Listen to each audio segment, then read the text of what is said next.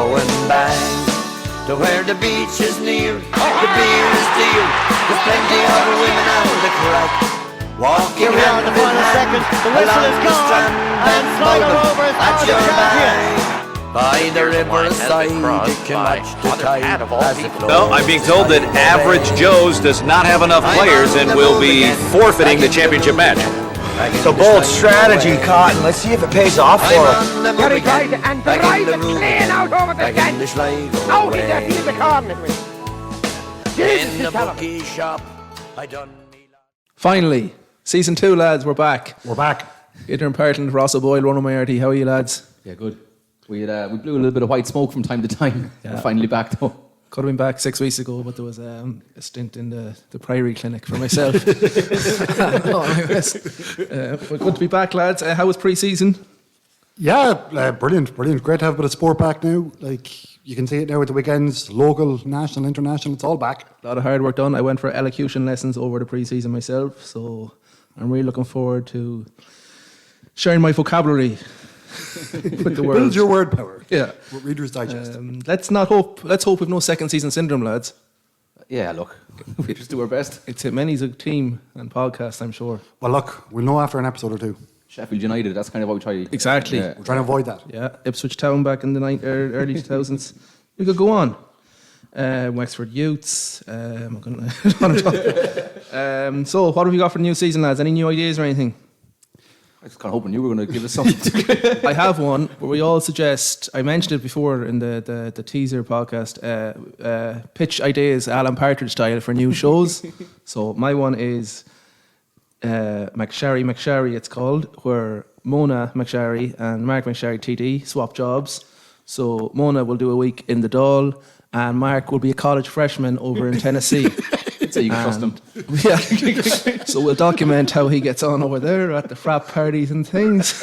And I can't top that. That's so that's my idea. So swap a job. You can, yeah, really, yeah. But that's So I pitched that to the I can just BBC. imagine they're mulling over that thought with the dictaphone. Thought for myself, McSharry. Yeah, very much like Alan Partridge. Completely stolen from Alan Partridge, you might say. But yeah, lads, great to have sport back, isn't it? It's. We were kind of. Someone said, well, it was your brother said to me on Sunday morning, Marty, I was chatting to him and he was asking about the podcast and he said, yeah, we were waiting to get the sport back and he said, yeah, it's great because you kind of were stuck for content for the last few shows and it became nearly a show about Sligo Town characters. we went a bit off track at the end, but... Time and a place for that now, but hopefully we get a bit more... Well, I think a mix of sport and Sligo Town characters. Yeah, I'm very much up for that. A nice mix now. At the end, I'd say we're just telling stories. But everything's nearly back. Yeah. Rugby's probably the only one that's not, Ross. Yeah, but like there's signs of life there. Yeah. Yeah. Do something over the summer. Inter-county GA is back in the pitch. Everyone's training. Junior soccer's training. We'll get into all that.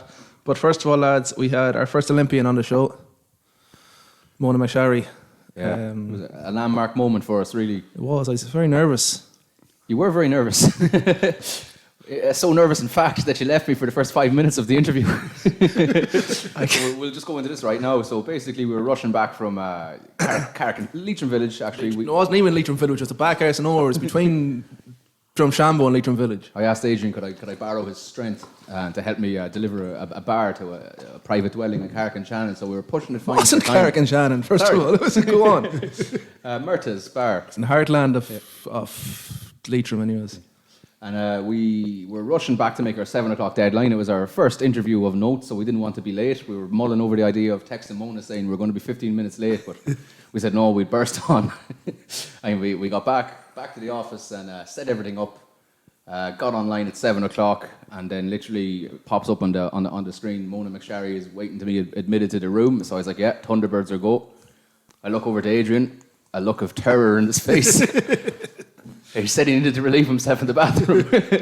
Well, first of all, I said leaving Clooney, we're under pressure for time, and I said, look, I have to go toilet. And he go, oh no, we'll be late. So 2 hours I was holding it in, so I don't care if I left her for 5 minutes. No, fair enough, yeah. So, and we just spent it because how do we talk here? Like, this is a bit out of our league here, a couple of middle 30-age men talking to a 21-year-old Olympian. So anyways, I said I can't keep her waiting, so I let Adrian head off, and we took her online. So 4 lovely minutes of small talk. Let her know that Adrian was downstairs getting a glass of water. Of course. He's just so nervous. I could hear when I come upstairs, oh, here he is now. Oh, great, we'll get started. I put on my really, you know that kind of the fancy voice you put in the phone sometimes. Yeah. I had that voice on. So, But come here, she was. There was no need to be nervous. Yeah. She was very easy to talk to and a great insight. We kept her only for about 15, 16 minutes, but I really enjoyed it. So we dive right into the pool here and straight into Mona. Okay, let's go. Ladies and gentlemen, can I please have your attention? I've just been handed an urgent and horrifying news story, and I need all of you to stop what you're doing and listen. Cannonball! Okay, we're joined by Mona Mc Sharry. Hi. Hi, Mona. How are you? I was going to introduce you as a swimmer, but Olympic swimmer. How does that sound to you, Mona? Oh, it sounds great. Couldn't be happier with that.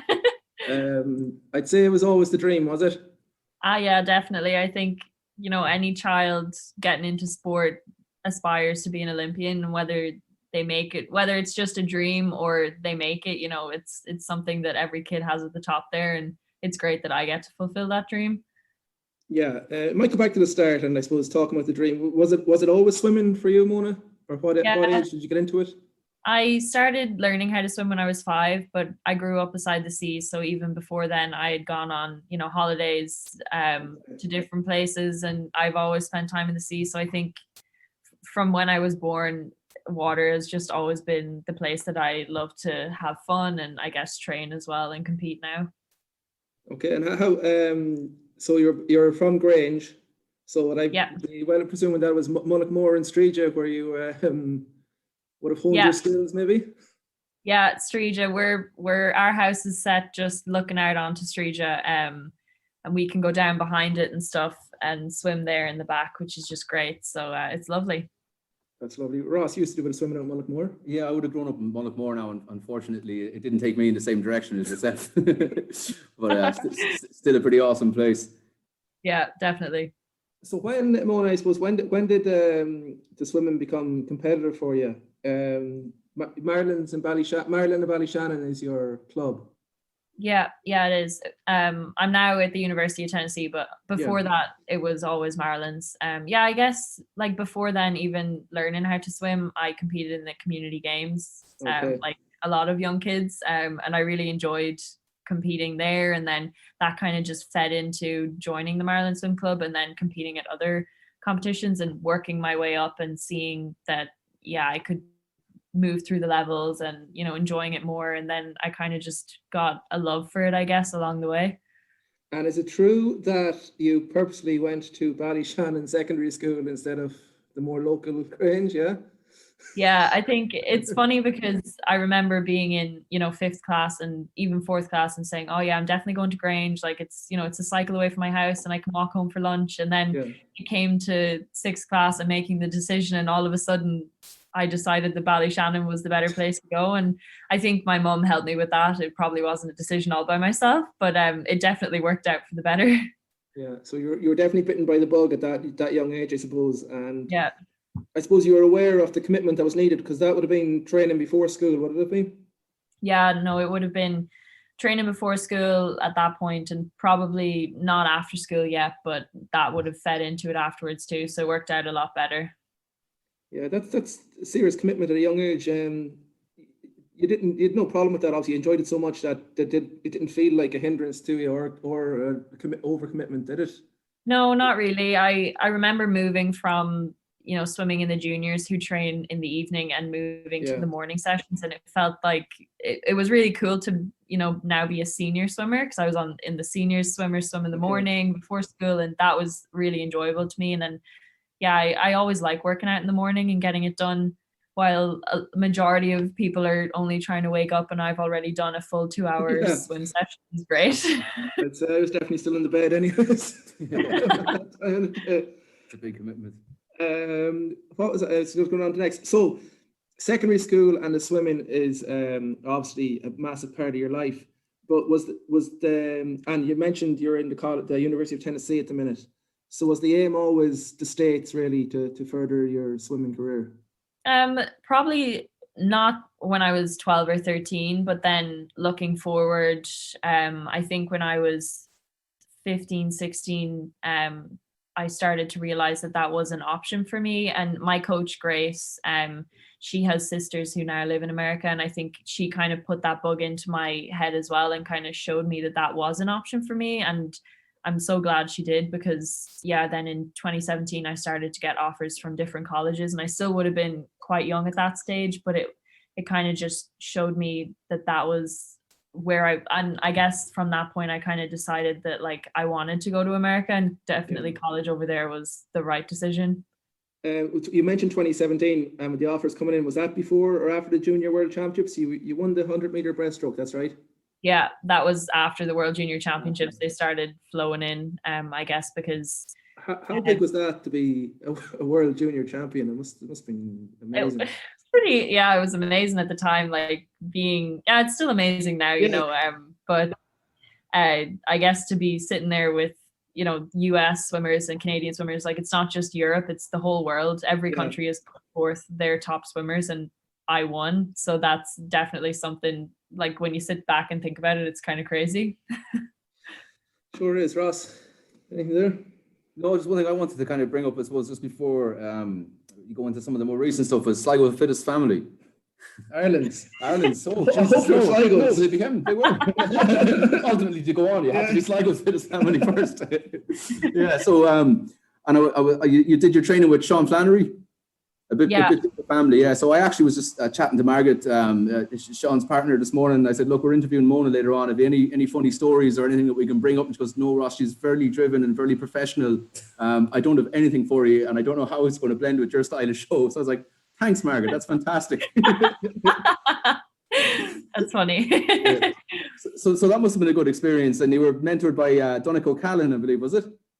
Yeah. No, that was great. And like it kind of came by that we got the opportunity to do it because I had to take a couple of months off of training because of an illness, and then ended up not going anywhere that summer. And so we had time free to do Ireland's Fittest Family, and it kind of worked out in my favor in the end, because I did get to do this with my family, and it was really enjoyable and something different. And, you know, I'm still competing, but in a different atmosphere, I guess. And it was really enjoyable. And we made a lot of friends and met other people, which is also great. And I love that about sport in general, is that you meet people from other places that you wouldn't meet otherwise.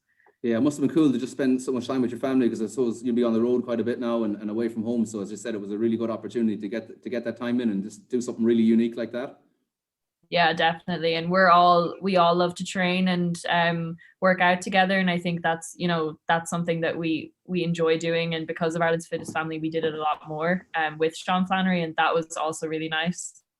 Yeah, awesome. Yeah, the show was going from strength to strength. It's very popular, so well done putting Sligo on the map again in a different sporting way. They must think that we're mighty stuff here in the Northwest. How is college in the US? I suppose you haven't sampled college life in Ireland, but is it all we see in the movies? Is it frat parties and stuff like that, or are you just concentrating on your? Definitely. Yeah, it's interesting. Because of like what you anticipated to be, I guess, from movies and stuff. And I feel like COVID kind of affected that a little bit. It's definitely not all parties. We do a lot of training, and we do get to have some fun too. But you can tell us Mona for his parties. We're not going to. We're cool guys. But yeah, no, it's great. It's everything I hoped it would be and more. And you know, that's partly because of the team I'm with. I know that not every college is the same, but where I base myself, I just love it, and I know I'm going to enjoy the next 4+ years there. What's the American football and the basketball scene like there? Is like what the college teams are quite big. Yeah, definitely. I haven't been to a football game this season because of COVID, but I did go to a basketball game, and that was very enjoyable. And I lived in where I lived this year. The dorms is where a lot of the football players and basketball players live, and I guess that was strange as well, walking around with guys that were then going to go and play football on the team. And you know, we got to watch them train a bit too, and it's a bit strange, I guess, as well. Yeah. And you said basketball, American football there. Now, I don't think American football was one of your other sports growing up, but was there any other sports that you did dabble with growing up? Not really. You know, I've been pretty strictly a swimmer my whole life. I did a bit of running, but it was more to like feed for swimming. It wouldn't have been specifically for running. I've never been someone that's good at like hand-eye coordination, so all those ball sports were pretty much out the door for me. I just got hit in the face a lot. I never failed in Mona. Yeah. So I stuck with the swimming and yeah, a bit of running. And that's pretty much it. Yeah, Mona, I might move on to, well, I suppose the Olympics. You mentioned COVID, so obviously the Olympics is postponed from last year. But what was it on your radar last year to try and aim to qualify for the 2020? Yeah. Yeah, definitely. I finished secondary school in 2019 and decided to take a year out before the Olympics to just train solely, because I was worried that if I moved to Tennessee, then I'd have to do a lot of adaptation, and it can go one of two ways. It can go really well, or it can take you a bit longer to adapt to a new style of training and a new home, I guess, as well. That was my original plan. Of course, when COVID happened and everything was postponed, I said to hell with it. I'm going to go to Tennessee and see how it goes, and it worked in my favor. But yeah, it was always on the charts for me. Yeah, I was going to say probably did work in your favor. Another year older, wiser, and stronger, I suppose, maybe. Yeah. But, so back in April, you done it. You qualified. How was that? It feels a bit surreal to me, Ross. Like that you're 20 and you're going to the Olympics. Like it was. Yeah. Wow. It is a bit strange. Honestly, it like when I did it, I was like, wow. Yeah. Okay, it's done. What's next kind of feeling, which is terrible, and I'm guilty of doing it all the time. Even winning medals, or swimming a fast time that you've been striving for so long, and then the athlete in me is like, okay, well, we've done that, what's the next goal? And I think that's the way it was with the Olympics. I had pictured it so many times, like swimming the perfect race and winning and getting the FINA A standard, that when I did it, it was almost like I knew I was going to do it anyway, so it just happened. But at the same time, like thinking about it now and imagining that I am going to go to the Olympics is amazing. And it's something that not too many people get the opportunity to do, and I'm blessed that the hard work has paid off and gotten me there. It's funny you say that you've done it and then you're thinking, right, what's next? Because I was reading, I think it was about Pep Guardiola, the Man City manager, who won the league last week, and half an hour later they say, right, next year. So it's obviously something in athletes and top level professionals. I remember listening to it. There's another podcast I was listening to last week, and they were talking about not as good as ours. No, not as good as ours. No, but they were talking about a rugby player getting his first cap, and they were just saying, listen, it's going to be such a blur, but like you really, really, really need to drink these moments in. Like you work so hard, and it was this fella giving advice to these fellas coming into the game. I was like, you probably might feel that you're nearly embarrassed to celebrate these moments, because you're obviously so humble, but just the big thing was like really appreciate those moments because they are so special. So me and Adrian are telling you to appreciate the moments, Mona. Yeah. Advice from us old guys. Us old Olympians. Saying as well how crazy it was, right? How surreal it is, right? I'm in the Olympics. And then a few weeks later, another fellow from Grange qualifies for the Olympics. Yeah. I think that's absolutely madness. Like, I know, it's great. There's something in the water in Grange, I'm telling you. It's absolutely brilliant. Yeah, it's crazy. But so, what is the plan from now until the Olympics? What's it? 8 weeks away, or less than 8 weeks? Is it? No, it's more. It's sorry. Oh no, it is about. Yeah, no, it would be about 8 weeks, I guess. Yeah. That sounds crazy. A month and a half sounds longer than 8 weeks. Yeah, I know. Do you go to Tokyo early? Have you got, I don't know what I'm trying to say. Have you got, like, is there any... What's the plan? What's the plan, really? Yeah. Yeah. Well, for me, there's about a month and a half. There's about 8 weeks from now until we, I guess, head out to Tokyo. We'll probably fly out around the second week of July and then do a 2-week training camp about 3 hours away from the actual village, and then we're only allowed to fly into the village drive into the village 2 days before we race. So right. So yeah, like Olympic Village. No, yeah, and then the minute you're done competing, you have to be out of there. So it's going to be very closed shop. It's definitely not going to be like the other Olympics, but before that, I'm hoping to go back to America and do a good month and a half of training, and then just be prepared to race fast. And is there any kind of cool perks since you've qualified? I'm wondering, like, is there like any in Olympic secrets that only the athletes know about, and you get like special gift packs or things? I have not heard of anything. A nice coffee cup with your name on it. Will you get the Olympic tattoo? Well, yeah. Definitely, yeah. That's for sure. Yeah, I'll get it when I get back. Got to go first, and then I'll get it. Class, yeah. This week you're in Budapest. Yes. How's that been? You qualified for the final on, what day is it? On Wednesday? Yeah. Was it? Yeah, it was really good. I only did I swam a relay on Monday and then the 100 breaststroke, and I have one more relay, and we're hoping that this relay might be able to qualify for the Olympics. So that would be really exciting. But yeah, the 100 breaststroke went really well. I swam the heat semis and finals, and they were all 106s, which is a time that, you know, if you'd told me a couple of months ago I was going to swim once, let alone 3 times within the space of, you know, just over 24 hours, I would have been over the moon. So I'm really happy with my performance, and, you know, to finish 7th in Europe is exciting for the Olympics too. You know, it just shows that, it just gives me a bit of confidence, I guess. Definitely is, yeah. Who would be your idols in sports? Any Olympic idols or? They change all the time.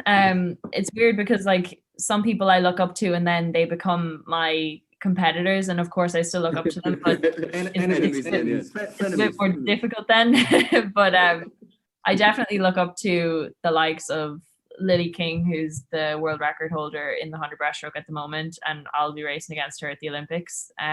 You know, she's doing amazing. But I think one that's always kind of stood out to me is Katie Taylor. I've just always loved her and admired her, just from I was a really young age. I don't know, I guess, you know, she's Irish and she does really well at what she does, and she loves to work hard, and I can really, like, relate to that, I guess. So that's probably one that's kind of stood throughout. Well, Mona, I think you're our Katie Taylor here in Sligo. I'm a bit jealous of you, but oh, look, that's great, Mona. Any else, Ross? No, look, we said we'd just keep you for 10 minutes. I think we've kept you a bit more, but look, That's amazing. no problem. And you're obviously you're only getting starting, is what it feels like. And best of luck in the coming 8 weeks. We're big supporters. We're on the bandwagon now. So, friend of the pod, Olympian, Mona Mc Sharry, thank you very much. Okay, lads, that was Mona Mc Sharry. Yeah, I really enjoyed that. Yeah, first Sligo Olympian, shelled it for about the accolade for 3 weeks. The old classic Can't London forget. bus. Yeah, Chris O'Donnell. Grange Water, she said. It's unreal though. The first from Sligo, and then the second song. I never mind he's from Sligo. He's from Grange as well. We weren't claiming Jack B. Yates' gold medal in art in 1924, no? Was there art in the Olympics in 24? Yeah? Would you believe Jack B. Yates is an Olympic? I've heard of people going to the mass Olympics. No, this is a collegian graphic. I think Galway claim him for some reason. I'm not really sure what story is there. What did he draw? That's a good question. This is kind of off the cuff here. Yeah. I may not be telling the truth, but I'm pretty sure it is true that he won a gold or silver medal in 1924. For art in the Olympics. For art in the Olympics, yeah. New section, Murty's art palette. Don Conroy. We could have all got to the Olympics with that. Oh, with Mert. I wouldn't. I was terrible. I didn't even get to through Sligo. You know, you see your qualification for the community games art in the school. I would never even get through the school. Very, very poor. Or Fesh Kjol even. Or Fesh, yeah. But yeah, Mona had a good weekend as well. Had a good weekend. Got a new Irish record in the relay. So fair play to her. Yeah, she's up and coming, and well, she's there. She's not up and coming anymore. She's going to the Olympics, so that'll be unreal.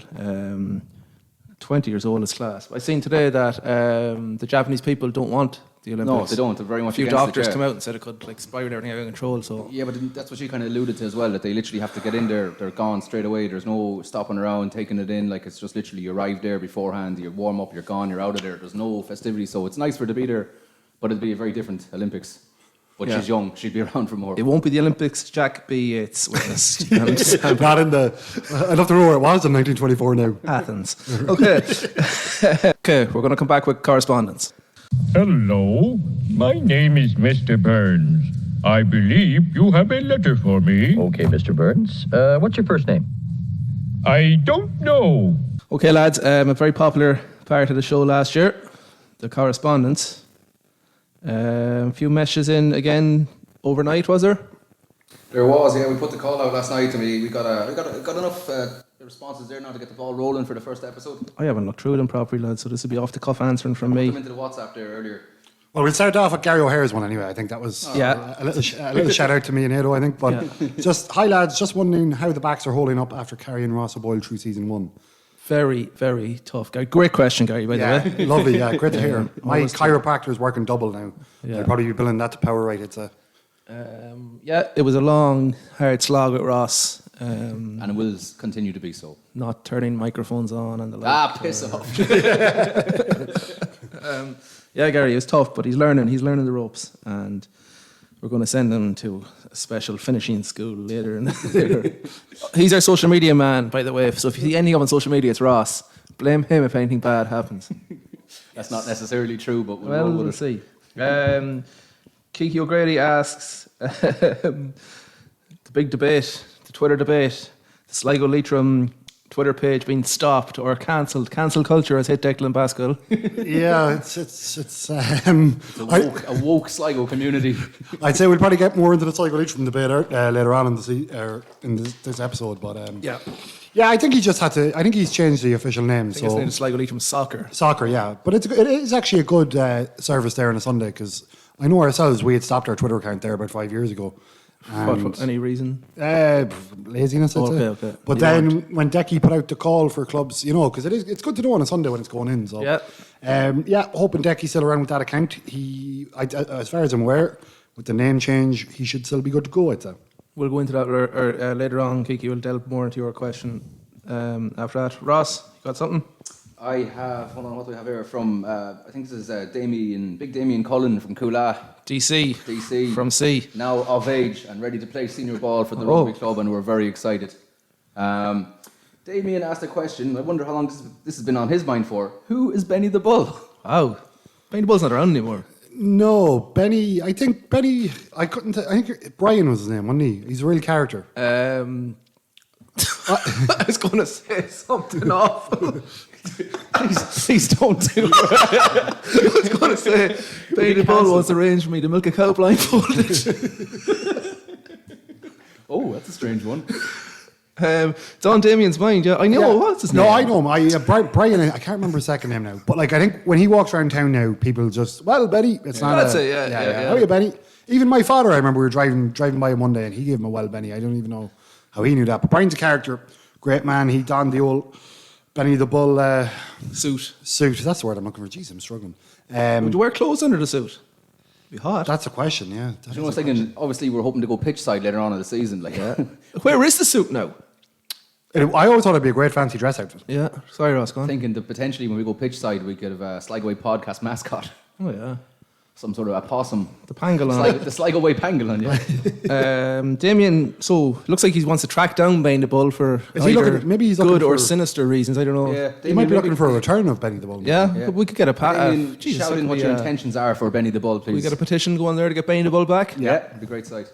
Okay, question here from Brendan Mitchell. Who was the best player that you played with that didn't go on to fulfill their full potential in respective codes? I think we kind of had this question. I think we did, and the same name came to me again that I said before, Kipper. Yeah, definitely. I don't mean it sounds harsh saying didn't fulfil their potential. Yeah, I don't. It's injuries got Kipper anyway. Neil O'Brien was fantastic at Gaelic and soccer. That's my one. Ross, you said Stephen Keeney. I did, yeah. But just one other fella I would have loved to seen, David McGowan, Shorty. Oh yeah. We actually played with La Rochelle, Heineken Cup finalists. But just a lot of injuries and had to retire quite early. But it would have been interesting to see how he would have gone if he stayed injury free. An ex-teammate of ours, big man from Ballymote. Yeah, Sligo under 16 level there. Pat the Cat. Declan Rouse. Making people run up sand dunes. That was the end of me in Gaelic, I tell you. The Boulder House. Had an interesting trick where he used to show a wristwatch around his wrist. And it wasn't a wristwatch. What? Yeah. Go on. You'd be in the shower after a match and you'd ask what time it was. He's a wet. You mean it wasn't a wrist? No, it was a wrist, but the lad was wrapped around. I didn't know that's where that was going. I just remember going, sorry, do you know what the time is? And for fuck's sake. What? Anyway, we better move swiftly on. Jesus. Wasn't expecting that either. Oh, I have to delete that one. No. The wristwatch. Yeah. One more, lads. It was from... I think we have a few more, do we? Well, I've got one more, from... I think it's Conor Herity on Twitter, or on Instagram. Who are the most hated Gaelic football team in Sligo, and why did you choose St Mary's? That's a bit of a Colby St Mary's thing there. Not a very... I think he wanted to go remain anonymous too. Huh? I think he wanted to sorry. Some mind games. Sorry, he did write anonymous at the bottom of the You're thing. just writing out in Rooney's team speech now, so you are. I didn't say, yeah, for when to play. I St Mary's definitely one of my most hated team. Big respect for them. The serious setup there. I don't know who were mine. I suppose the team who beat you the most. So you'd nearly say Tour de Strand. They've knocked us out a good few times, but yeah, we even had a kind of random underage rivalry with Tour de Strand. We used to beat them a lot in county finals, but then they got their own back one day up in, I think, in an under-16 championship semi-final. I still remember it. They beat us by a point, and the whole village was out yahooing. And they know how to win finals. They do. In Ross, who's yours? I don't really have one now, to be honest. Clunacool, you got a bit of a butchering in Clunacool one day, didn't you? Yourself, Owen McHugh and John Griffin were the full forward line. Yeah, that was a scarring moment for me, yeah. So and for everyone who was there that day. Sorry, there's more, is there? Yeah, old friend of the show, Shady McGee's in. Great to have you back, lads. Seeing as you have future Olympian Mona Mc Sharry on the show, I was wondering which former Summerhill teacher you think would be the best 100-metre swimmer, breaststroke, etc. That was regards, Shady McGee. Oh. Well, I think realistically, I'd say Pat Toohey would win the 100 in 25 seconds flat. He'd dominate the pool, yeah. Old teachers? Take it back to our day, I'd say Tommy Mack would be useful. Yeah. Michael Murphy, because he's slippery like an eel. Father Cryan used to live beside the pool in Summerhill, so you would imagine he was in and out every night. So I'll just go Father Cryan. Yeah, Father Cryan there, great shout. For his distance from the pool. Ross, any grammar teachers who'll be handy in the pool? Well, that's right. Ross didn't go to Summerhill. No, my sister's only found this out 2 weeks ago somehow. Yeah, and they said then I found out and she couldn't get over it. And she goes, "Why are you friends with him?" So I was like, "Why indeed?" Yeah. Big question now. Who's in the grammar, Ross? That could. Tommy Craddock is the Pat Toohey off the grammar, isn't he? Give it to Craddock there, all right, yeah. Carol Neal's up there too. Yeah. Jeez, even when you think of the names, Pat Toohey, good solid, one of the lads. Strong. Tommy Craddock. Tommy Craddock. Yeah. TC actually listens to the pod, I believe, so Murty, watch your mouth. Former Clara manager. Did great stuff with us now when he was our and Robbie, of course. Coach. Any more correspondence? There was one from home, Stephen Holmes. Yeah. Oh, yeah. I got great to have you back, lads. Will Murty ever be clean shaven again? Also, what's your worst ever bad beat from the bookies? I suppose on the cleanly shaven one, I just decided I wasn't going to bother shaving there in the first lockdown, or in the last lockdown. So I last shaved on New Year's Eve. But I had a wee trim there when I got the haircut. Noticed that, yeah. We'll see. We'll rock it out for 2021 and see where it goes. Yeah, I'm not a fan of clean shave myself, but not a fan of clean shaving Murty. No, I don't think I've been razor shaved in a long time. Always a bit of stubble. Maybe the wedding day, Ross, you might get the razor. Yeah. I actually love to have a mustache for the wedding. I'm just thinking it's something that would have been done back in the day. Yeah. We're going to try and bring it back. Pretty intimidating. It definitely won't go down well, but look, we'll negotiate that. And bad beat from the bookies. I have about 1,000 stories about bad beats from the bookies. One that immediately springs to my mind. I remember I used to do the Euro Millions in the bookies. You can do the Euro Millions in the bookies rather than the shop. The odds are good or whatever. Yep. And the whole time when I started working in the bookies, I used to back 4, 7, 11. This 3 combination, 4, 7, 11. So I remember asking someone what the story was with it, and apparently it was an old perfume or aftershave or something like that. So I said, because I thought if 4, 7, 11 ever comes out, it'll close us down. So I said, I better have a little fun just in case. So I started doing them. So about 6, 7 years passed anyway, no signing the 3 numbers. And on the Tuesday, you do them now Tuesday and Friday religiously every week. So I was having €4 on them a week at 1,500 to 1. And the Tuesday after the first flat, desperately hungover. Sure, I'm not going to town. I leave them today. Sure enough, the one time you don't do them. That was $6,000 down the drain. And I had to put up with people coming, because everybody they come into the bookies the way I used to do them. And they all come in going, "Oh, where you got your numbers? You got the great week for the town was extended." Yeah, that was it was horrendous. I remember, and Brian Hines remember this as well. It was, I would say, 2004, maybe 2005, the qualification for the World Cup, and we'd done a 20-team football accumulator with 20. I think I might have told you this before, with 20 international teams, and €20 on each, so €40 on, and all were in. And Ireland were playing Israel at home on Lansdowne Road at the later game, and that keeper for Israel absolutely played puck, the biggest bit of shithousing that was ever seen. Did Ireland go 2-0 up? They were up, 2-0 up, yeah. And it was outrageous.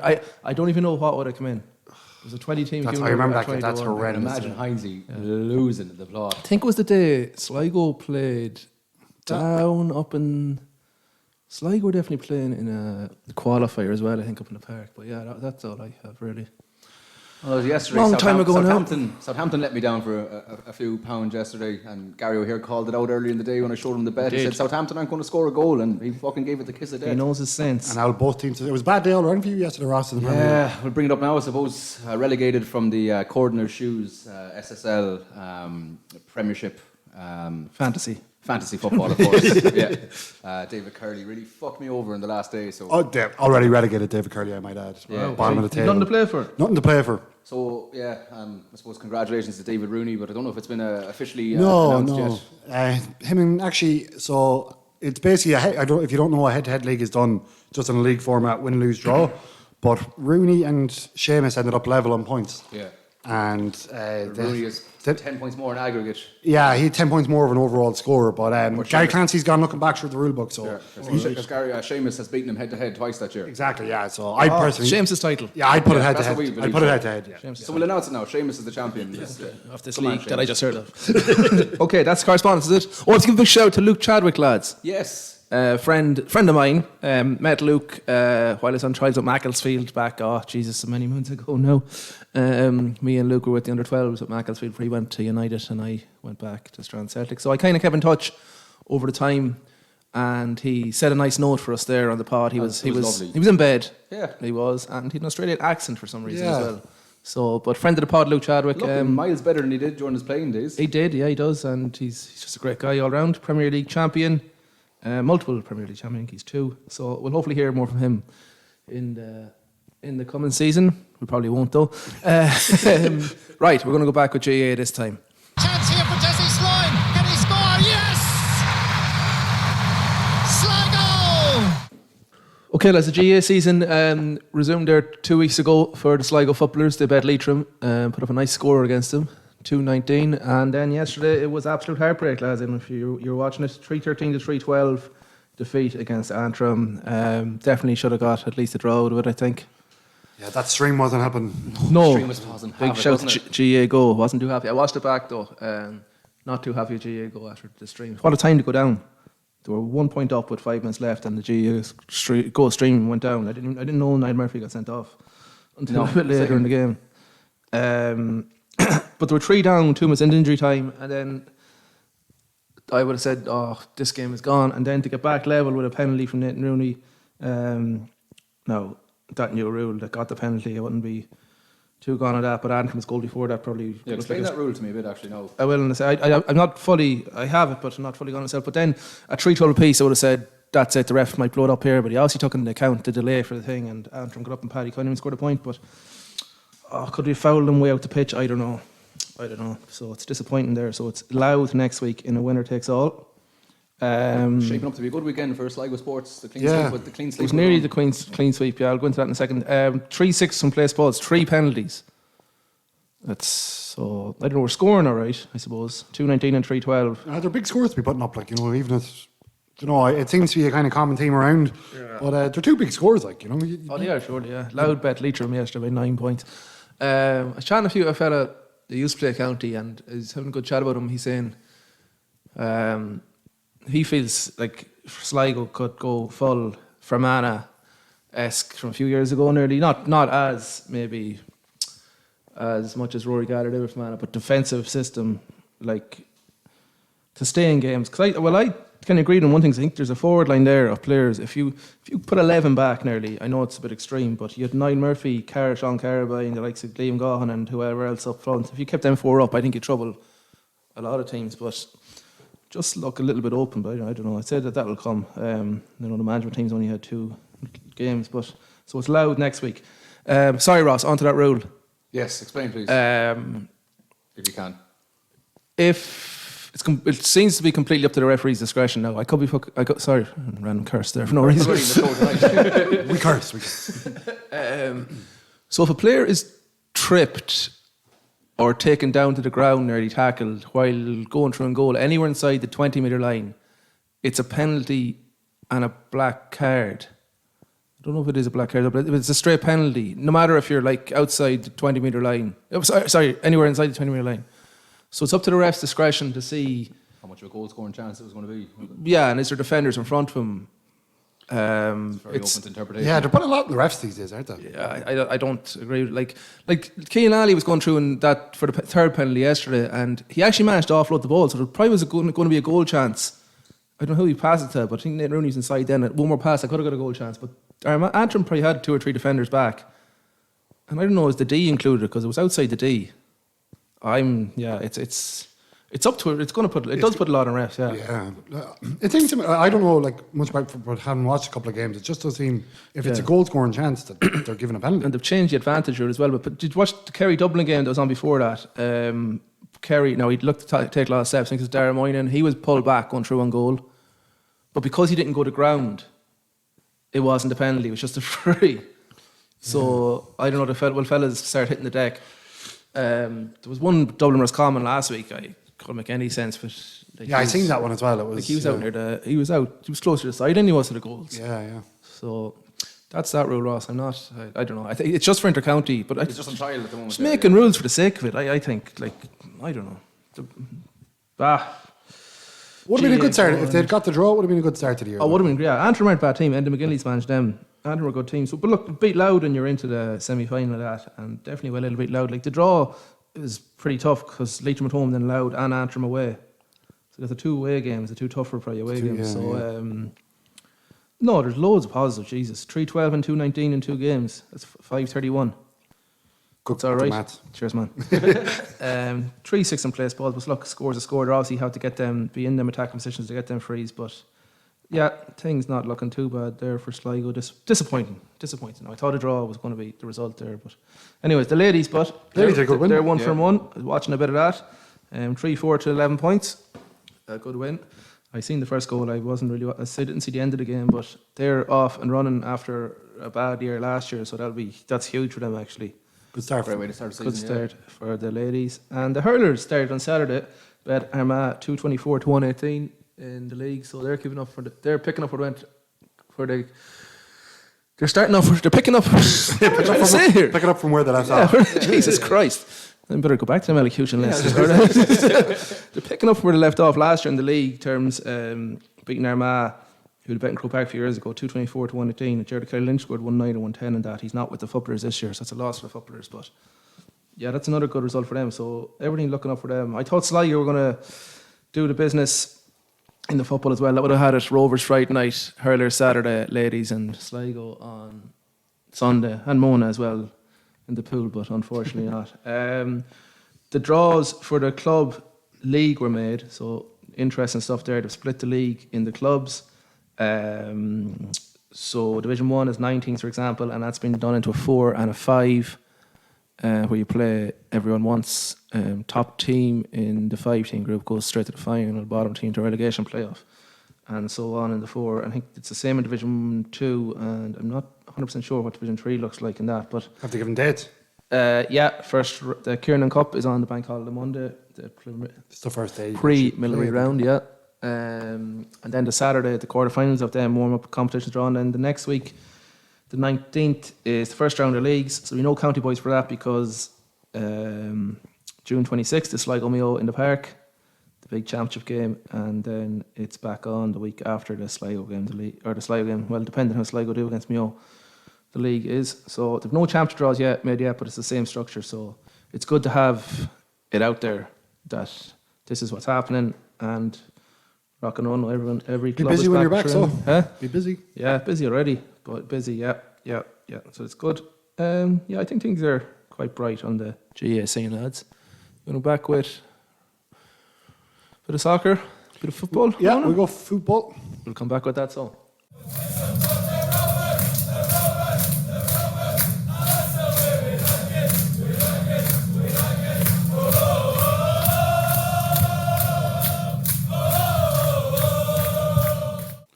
Okay, lads. Welcome to Football with Ronan and Ross. We're not going to delve too much into Rovers, Murty, because as we're recording, Rovers and Shams they're playing Shams tonight in an hour's time, and it'll be old. Whatever we say, it'll be old. But we'll get into them next week. Very happy at the start of the season. Everyone unbelievable, yeah, great start. Fantastic. So yeah, look, big game tonight, as you say, when this goes out. I think people were half sensing we would have to start when you seen the signings that come in, though. Yeah, I think so. Yeah, I still like. I know it's probably over expectations. Yeah, but I suppose the only thing is that like Shams finally lost last week, and Pats have had a great start. So even we've had a couple of bad results in there, but yet, do you know what I mean? It still goes down as a great start, and like at the minute, I'd always be wary of, and I always think our success the last time came from consistently qualifying for Europe. It's such a difference to the budget. I would always that's the gap I kind of look at the minute is what our gap is to fourth. Fourth should get you the cup fourth should get you Europe depending on who wins the cup. But that's kind of the gap I'm watching at the minute. And if we go and win tonight, then maybe we can start looking in a different direction. Now, look, I still think Shams' squad is very strong. It's a lot stronger than ours. Yeah. I mean, they're bringing in Richie Town now in July. Yeah. Do you know? Like a man called into Stephen Kenny's squad today. Yeah, Mandrew was called in, all right. Yeah, which is good to see. To be fair, he's fucking popped up with a few last-minute goals. Broke our heart already this year. But no, look, I think there's no good reason why we can't. Even if Shams do win the league, there's no good reason why we can't be best of the rest. Definitely not. And sure, let's see what happens tonight. If we win, I think we might have to start adjusting. From, I suppose, July the 1st, they'll be able to sign a couple of players again. So, you know, if you're there within striking distance, I might just go. Sorry, won't go off the roads, but huge news about the new development. Unbelievable, yeah. It's, geez, could you imagine it? Like, it's unreal. I do think about it from it just look. It's I'd be half skeptical on it. It's like, that could never happen. Like, just think because it'd be no, I know that, but it'd be saying it seems so ambitious, and it'll be so unbelievable for not the old phrase for the town and for everyone like that. You nearly, it's nearly unimaginable, unreal if it happens. Fair play to them. Like they've obviously put a massive work together to this development stage from concept. So fair play to them. There'll be a lot of fundraising we done. There was a man giving suggestions out on Twitter. You were very amused by suggesting carvery dinners could be the way to raise the money. I spent the whole day laughing at that fella. Honestly, I still laugh when I think about it. So to finance the 17 million, I think that we're going to need for this. One genius on Twitter the other night suggested that we should start selling carveries during the week. So I imagine like something like the Phoenix Club in the. But I wouldn't mind. It was literally just. He doubled down on it. Yeah, he doubled down. It was about 15 minutes after the announcement, and this guy is like shouting about carveries. He said carvery. Some carvery places are selling for millions. Where?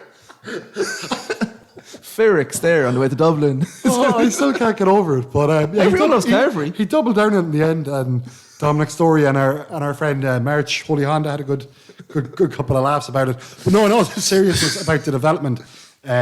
Look, it is ambitious, and it's kind of hard to get your head around. But I think it's now people want to get at their local politicians, and it's going to need help from the council. It's going to need Molly Fulton's in there now. That'll be 10 million, according to this fella.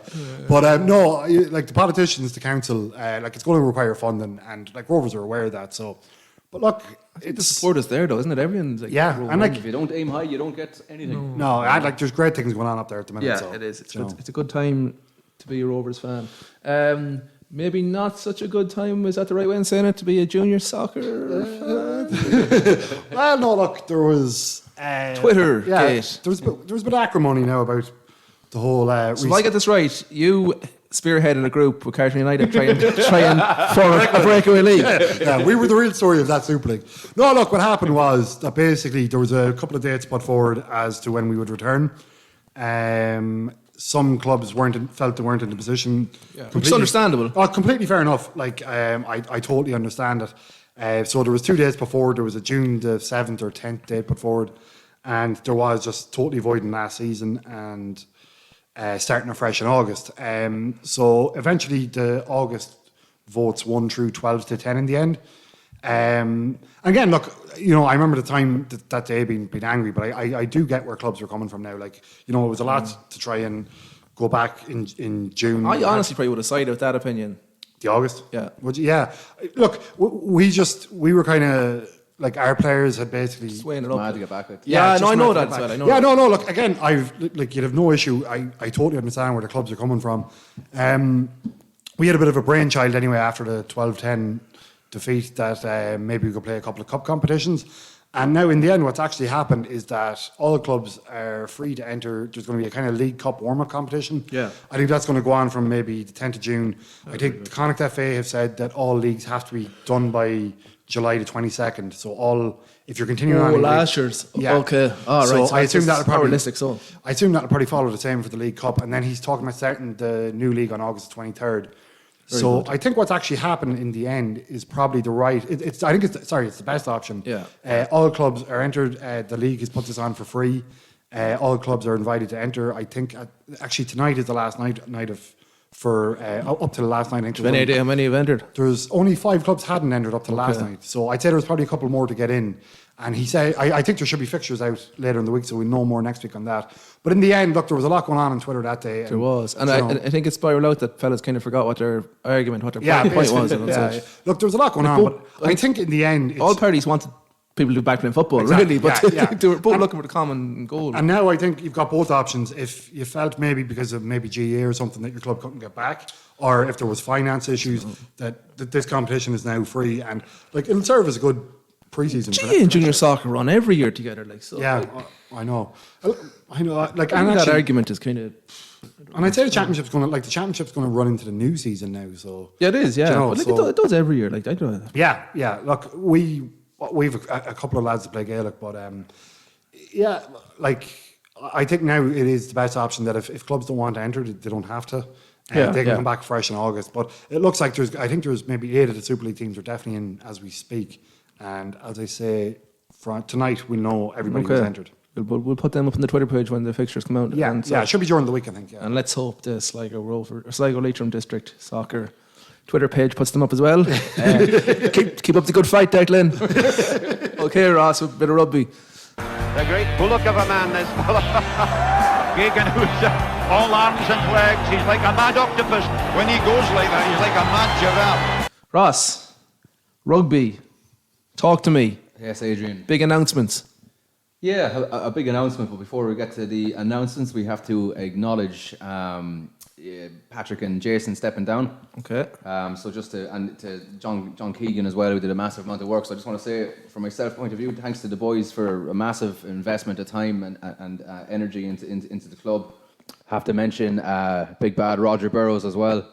He's stepping down next year from development team as well. Development team is a very hard team to run, and Roger did an unbelievable job, supported by Jimmy Gavin. So all going well. Hopefully Jimmy Gavin and John Kane are going to stay around next year and help out the senior setup. So we're delighted to have John and Jimmy back next year as well. Paddy's taking up the golf. Paddy's going to take up the golf a bit now, yeah. But he's also going to stick around and help in a bit of an advisory role for the underage structures in the club. The old mole in the car. Go ahead. Which is massive. So it'd be great to get Paddy's acknowledge and experience passed on to the underage structures, which will just be massive for the senior team. Obviously, the more effort put in with the underage structures, with the coaches and the players, then by the time that they all progress into the senior setup, that they're coming in more experienced, rounded players. So that'll be a big body of work that Paddy will still be doing for the club. And Jason as well, he's retiring to that big ice cream parlour in the sky. So best of luck, Jason. Now he'll be hard replaced. So basically, yeah, announcements, quite exciting. We announced this week we've signed Josh Reeves, Kiwi from Christchurch, married to a Brazilian girl and got Brazilian residency as a result, moved to Rio de Janeiro. Beautiful this time of year. Josh Reeves. Cousin of Keanu. Correct. Godson of Christopher. All right. Yeah. I'm right with that one. Yeah. Can't think of any more Reeves. 30 caps for Brazil. Wow. He's still involved with them now in the South American World Cup qualifiers, so he won't actually be touching down till August. So they've got 3 test matches before he comes over to Sligo. Are they qualifiers? Yeah, qualifiers for the World Cup against Paraguay, Chile and Uruguay. So depending how the team go in those 3 matches, they'll either be knocked out of the World Cup qualification and their World Cup campaign is over. If they get some wins, they'll progress then to a tournament in November, which would mean that Josh should be called up for international duty again and would be away for the month of November. So that's we know that, so that was obviously known when we were in discussions with Josh, and we just felt that it's we'd be able to release him on international duty, and we'd have plenty of time now to plan. for that stage of the season. Should Brazil progress to that stage of the season? So there'll be a child knocked down that road yet, I tell you. Sorry, I'm looking out the window here. What are the chances of that? Like, are the so basically what happened? So they've had the results haven't been as good as they have been during the last qualification campaign. Yeah. But the last time they came into it, they were kind of the underdogs, and they pulled off some shock wins. And they did quite well. So now it's kind of nearly the reverse, that that they on any day anything can happen. So they're definitely in with a chance of progressing to November. So we'll be all watching on with interest, watching those fixtures over the next 2 months. So nice exposure for the club too if he does. It'll be exciting for him. But there's a good connection there already. So two of the lads that came over last year, Pedro Bangalo and Guilherme Cogueto, yeah, they're also Brazilian internationals. So we've the three amigos now at Sligo. We'll have to resurrect the Samba band. The Samba band, yeah. So we'll get people on the sidelines there, full Samba outfit. Tequila. Definitely a Mexican chant. Yeah. I was thinking as well. If some Mexican, definitely racist, like What were you thinking there? I was thinking first of the Steve Martin film. But so that would be nice that the three amigos, Samba or FC, will be rebranding ourselves. So the guys have actually played test matches together. And is Guy still around? Yeah, Guy is coming back very shortly. He's going to come back and he's going to take up quite a bit of coaching underage. Okay. He will be also helping to coach in the club as well at the senior setup. So that is, and playing. So Jesus, 3 internationals. Yeah. Wow. So and it's great now. So we're about to advertise tomorrow night for a forwards coach. That position is still open. So hoping to secure someone of the caliber in the next month to finish off the last piece of the jigsaw. Okay. Looking forward to that. So other little bits of news. Hubert Gilvary and Donncha Byrne training with the Irish under-20s at the moment. So they've just been in camp now for the last while, but the boys are going quite well. So we're hoping to see how they go, and best of luck to them, and hopefully can make the Six Nations squad. I think there's about 35 people training at the moment, so you'd imagine that'll be cut down to probably about 26. Listen, it's another 8 months before the Six Nations anyway. So yeah, so I think Hubert's there training as a winger. Even he was kind of in the Connacht Academy, set up as a scrum half, but I think that he's training as a winger with the Irish 20s. Quite a versatile back, and Donncha is going really well. The Irish under-20s coach is Collie Tucker, who's the Connacht senior coach. Collie Tucker. Great name. It's a great name. Limerick man, yeah. And Dennis Leamy is there as well, actually, but they're not such a great name. So look, Donncha's going well in the academy, and he would know Collie well, so you'd hope that he's you'd hope that lads will get in there with the shot with the squad when it's announced. Stephen Cairns, since we last spoke over with Bristol, he was 24th man last week. Oh yeah.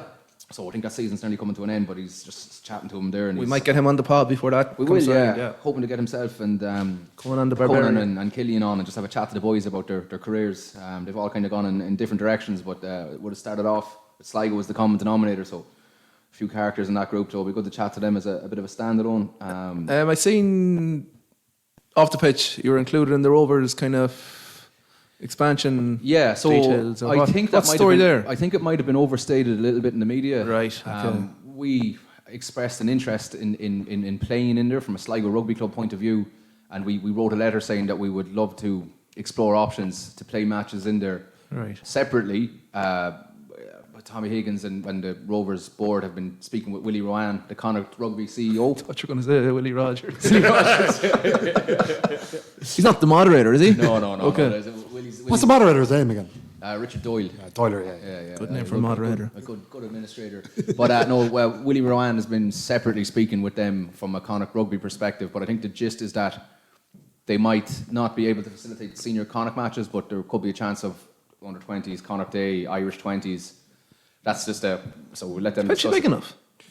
I was talking to the lads about this the last day we were at the rugby club, and Paddy reckoned that they had talked about playing games in before, but the behind goal area wouldn't have been big enough. Yeah, well, you see some very small ones at the moment, but I know from our point of view that we've definitely expressed an interest in potentially playing a cup final there, or playing an AIL match against one of the more bigger name teams. So I think it's kind of that we've stated a formal interest to explore possibilities, kind of and we can only kind of talk from the rugby club point of view, and then they're in separate discussions with Connacht Rugby. That's interesting. Yeah, it is interesting now. Yeah, it'd be nice But on those big days, you get everyone back into your bar, and that's where you make the money. So we'd have to definitely get some sort of a bus, or else we'd have to charge admission into Mooney's or something. So the new Mooney's cocktail bar, the cocktail bar. Did you see that? And what else do I have in my review now? Ross Mannion was appointed the Connacht Ladies senior head coach as well. So that's a nice appointment from Ross. Ross was our manager before Paddy, so wish him the best of luck with that. And finally, just 2 Sligo players are playing for the Galway Tribesmen in the rugby league. So Galway Tribesmen? Yeah. This news has gone over my head. Who are they now? There's a rugby league team in town. They're in Galway. Well, yeah, but there was nearly a rugby league team in town, though, wasn't there? In Sligo. Oh, there was a thought process put into it. Well, you offered me a position with it. I did, yeah. Expand here. What was the name again? We'll look into that the Northwest Warriors. Northwest Warriors, yeah. We'll look again. Maybe next year we might get Interested on it? I'm very interested. Yeah. We'll get you in there, lads, yeah. Next year. Tackle 5! I'd be a man now. Sorry to go off track here for a second, but in rugby league, they start kicking on tackle 1 to kind of fuck things up with the opposition. What are they doing? Yeah. Sorry, go ahead. No, that's it really. So best of luck to the boys. Who are they, sorry? Matta and Tom Gormley. Oh, So they're playing a bit of rugby now. They're training right now, and it's a summer sport, rugby league in Ireland. How would Gormley shape up for rugby league? Yeah. Hardy old ball. Oh, I know that. Yeah. It's non-stop, isn't it? They reckon it's actually you're able to get a breather in it very easily. Like you can just dip out and head out a bit because out at the corner. It rarely goes wide.